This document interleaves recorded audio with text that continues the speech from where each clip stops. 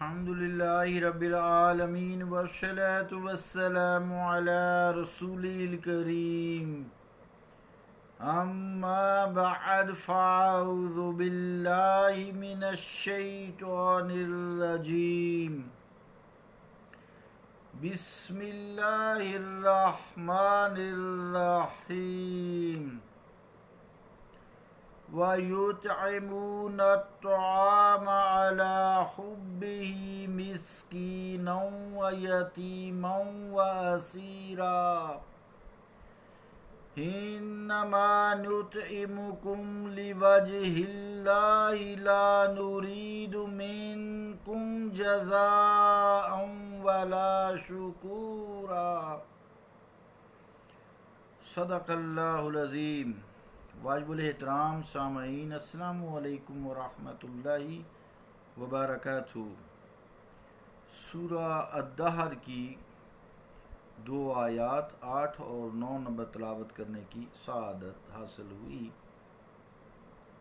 ان آیات کا ترجمہ یوں ہے: اور جو کھانا کھلاتے ہیں اللہ کی محبت میں مسکین، یتیم اور قیدی کو، اور کہتے ہیں ہم تمہیں کھلاتے ہیں اللہ کی رضا کے لیے، نہ ہم تم سے کسی اجر کے خواہ ہیں اور نہ شکریہ کے، اللہ کا قول سچا ہے جو بڑی ہی عظمت والا ہے۔ عزیزان گرامی قدر، ابرار جو جنتی ہیں ان کی خصلتیں بیان ہو رہی تھیں۔ کل 2 خصلتیں بیان کیں، ایک جب وہ نظر مانتے ہیں تو پوری کرتے ہیں، دوسرے وہ قیامت کے شر سے ڈرتے ہیں۔ تو تیسری خصلت ان کی خوبی اس آیت میں بیان کی گئی ہے کہ اللہ تعالیٰ کی محبت کے باعث اس کی حاجت مند مخلوق کی ضرورتوں کو پورا کرتے ہیں اور اپنی ضرورتوں پر ان کی ضرورتوں کو اہمیت دیتے ہیں، فوقیت دیتے ہیں۔ حاجت مندوں کی چونکہ فہرست بہت طویل ہے، یہاں ان آیات میں 3 قسم کا ذکر کیا گیا ہے۔ اگر کوئی بھوکا ان کے در پر آئے تو اس کو روٹی کھلاتے ہیں، کوئی یتیم آ جائے تو اس کو کھانا کھلاتے ہیں، یا کوئی قیدی ان کے دروازے پر آ کر دستک دے تو اسے دھتکارتے نہیں ہیں بلکہ اس کو کھانا کھلا کر اللہ کی محبت میں رخصت کر دیتے ہیں۔ مکہ کے مادہ پرستانہ ماحول میں اس قسم کے فقراء پر کیا گزرتی ہوگی وہ کسی سے چھپی ہوئی بات نہیں ہے۔ غریبوں اور مسکینوں سے ان کی نفرت اظہر من الشمس تھی۔ حضور کریم علیہ السلام کے پاس غریب لوگ جب بیٹھے ہوئے وہ دیکھتے تھے تو مشرکین اس محفل میں بیٹھنا تک پسند نہ کرتے تھے، حد تک سمجھتے تھے اپنی۔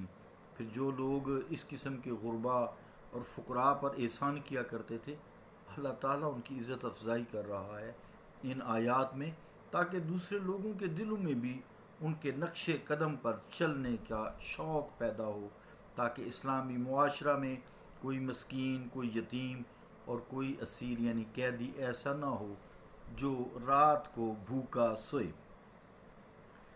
عزیزان گرامی قدر، بعض مفسرین نے ایک واقعہ کو ان آیات کی شان نزول بتایا ہے جس کا خلاصہ آپ سماعت فرمائیں۔ فرماتے ہیں کہ ایک دفعہ حسنین کریمین بیمار ہو گئے، حضور علیہ السلام اور دیگر صحابہ بھی عیادت کے لیے تشریف لائے۔ کسی نے یہ تجویز پیش کی کہ اے علی کرم اللہ وجہہ، کہ آپ نظر کیوں نہیں مانتے کہ اللہ تعالیٰ نے ان بچوں کو اگر صحت دی تو آپ نظر کو پورا کریں گے۔ حضرت سیدنا علی کرم اللہ وجہہ شیر خدا نے 3 روزے رکھنے کی منت مانی۔ اسی طرح حضرت سیدۃ النساء اور آپ کی کنیز فضا نے بھی 3 روزے رکھنے کی نظر مانی، تو اللہ تعالیٰ نے حضرات حسنین کریمین علیہ السلام کو شفا بخشی۔ اب نظر کے افاع کا وقت آ گیا، روزے رکھنے تھے۔ کاشانہ حیدری میں روزہ کے افطار کے لیے کوئی چیز ہی نہ تھی، چنانچہ آپ شمعون یہودی کے پاس تشریف لے گئے۔ اور 3 سا جو بطور قرض یا بطور عوض اجرت، یعنی میں اجرت کر دوں گا تمہاری، لے آئے۔ صبح کو سب نے روزہ رکھا۔ حضرت سیدہ نے 1 سا جو پیسے 1 سا جو پیسے باریک کیے جیسے پیستے ہیں، اور اس کی 5 پھر روٹیاں پکائیں آٹے کی۔ شام کی نماز کے بعد حضرت علی کرم اللہ وجہ واپس تشریف لائے تو سب اہل کھانا تناول فرمانے کے لیے بیٹھے تھے۔ اچانک کسی نے دروازے پر دستک دی اور کہا میں مسکین ہوں، بھوکا ہوں۔ آپ نے سب روٹیاں اٹھا کر اسے دے دی اور خود سادہ پانی پی کر سو گئے۔ دوسرے روز افطار کیا، روزہ رکھا تو کھانا کھانے بیٹھے تو دروازے پر پھر دستک ہوئی۔ آواز آئی میں یتیم ہوں، بھوکا ہوں۔ پھر 5 روٹیاں اٹھا کر اسے دے دی گئیں۔ تیسرے روز پھر روزہ رکھا۔ جب کھانا کھانے بیٹھے تو ایک سائل نے آواز دی کہ میں قیدی ہوں، اسیر ہوں، بھوکا ہوں، کھانا کھلاؤ۔ تو چنانچہ سارا کھانا اس کو دے دیا گیا۔ 3 دن اور 3 رات کے مسلسل فاقے سے بچوں کی کمزوری یہ ہو گئی جیسے وہ چوزے کی طرح کانپ رہی ہیں۔ حضرت علی کرم اللہ وجہ انہیں لے کر بارگاہ رسالت مآب صلی اللہ علیہ وآلہ وسلم میں گئے۔ حضور صلی اللہ علیہ وسلم سب کو لے کر حضرت سیدہ کے گھر تشریف لائے۔ دیکھا کہ فرت نقاہت سے حضرت سیدہ بھی ایک کونا میں سمٹی پڑی ہیں رضی اللہ تعالی عنہا۔ حضور سخت پریشان ہوئے۔ اس وقت جبرائیل امین علیہ الصلوۃ والسلام سورہ دار کی یہ آیات لے کر نازل ہوئے، وَيُطْعِمُونَ الطَّعَامَ عَلَىٰ حُبِّهِ مِسْكِينًا وَيَتِيمًا وَأَسِيرًا إِنَّمَا نُطْعِمُكُمْ لِوَجْهِ اللَّهِ لَا نُرِيدُ مِنكُمْ جَزَاءً وَلَا شُكُورًا۔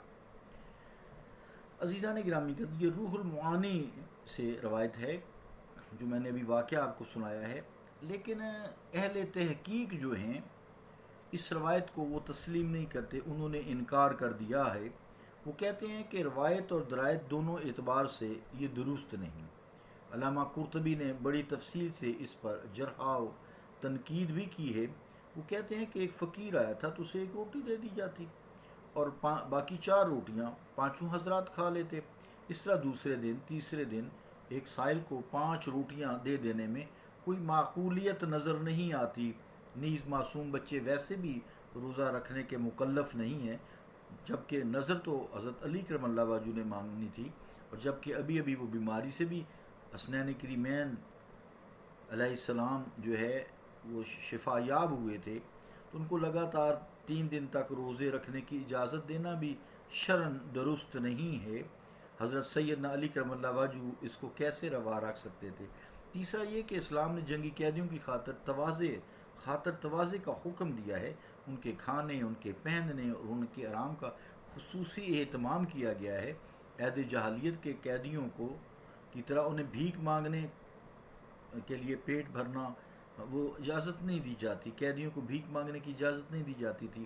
اس لیے علامہ قرطبی رحمۃ اللہ علیہ لکھتے ہیں فَهَذَا حَدِيثٌ مُزَوَّقٌ مُزَيَّفٌ، یعنی یہ حدیث من گھڑت اور ضعیف ہے۔ تفسیر قرطبی زیر آیت ھذا جز 19 پیج 134۔ عزیزان گرامی، علامہ ثناء اللہ پانی پتی رحمۃ اللہ علیہ لکھتے ہیں قال الحکیم الترمذی ھذا حدیث مفصل لا یروح الا علی احمق وجاہل واوردہ ابن جوزی فی الموضوعات۔ تفسیر مظہری زیر آیت ھذا جلد 10 پیج 155۔ ترجمہ کیا کہ حکیم ترمذی کا قول ہے کہ اس حدیث کو صرف احمق اور جاہل آدمی ہی قبول کر سکتا ہے۔ ابن جوزی نے اسے موضوع احادیث میں شمار کیا ہے اور کہا ہے کہ اس کے موضوع ہونے میں کوئی شک نہیں۔ عزیزان گرامی، اگر بات سچی تو پھر یہی ہے کہ اللہ تعالیٰ نے اپنے محبوب کریم علیہ الصلاۃ والتسلیم کے اہل بیت کو جن کمالات، خصائل حمیدہ اور اعمال رشیدہ سے مشرف فرمایا ہے، پھر انہیں جن مراتب عالیہ اور مقامات رفیع پر سرفراز کیا ہے، انہیں اس قسم کے خلاف عقل روایات کے سہارے کی قطعاً کوئی ضرورت نہیں ہے۔ ان آیات کے اولین مصداق خاندان نبوت کے یہی حضرات ہیں، اس میں کوئی شک نہیں ہے، جن لوگوں نے ان نفوس قدسیہ کی سیرت طیبہ کا مطالعہ کیا ہے، ان پر یہ بات ڈھکی چھپی نہیں کہ خاندان نبوت نے ساری زندگی اپنی ضروریات پر دوسروں کی ضروریات کو ترجیح دی ہے، فوقیت دی ہے، خود تکلیف برداشت کی ہے، لیکن دوسروں کو خوش و خرم رکھا ہے۔ اگرچہ یہ واقعہ نہ بھی ہو، تب بھی ان آیات کے اولین مصداق یہی خاندان ہے۔ حضرت حسین کریم، حضرت فاطمہ الزہرا سیدۃ النساء رضی اللہ تعالیٰ عنہ، حضرت علی کرم اللہ وجہ شیر خدا، اس میں کوئی شک نہیں۔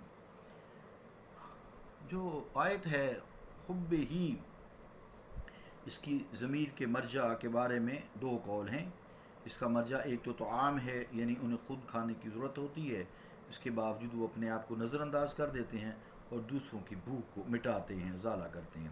دوسرا قول یہ کہ اس کا مرجع اللہ تعالیٰ ہے، یعنی یہ کام وہ محض اللہ تعالیٰ کی محبت میں کرتے ہیں۔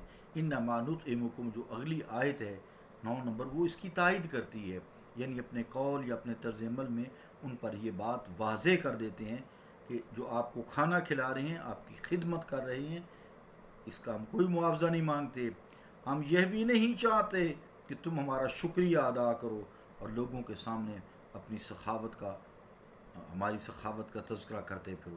انہوں نے یہ کام محض اللہ تعالیٰ کی رضا اور خوشنودی حاصل کرنے کے لیے کیا ہے۔ صلی اللہ تعالیٰ علی رسول خیر خلقہ محمد وعلی آلہ واصحابہ اجمعین برحمتک یا رحمن۔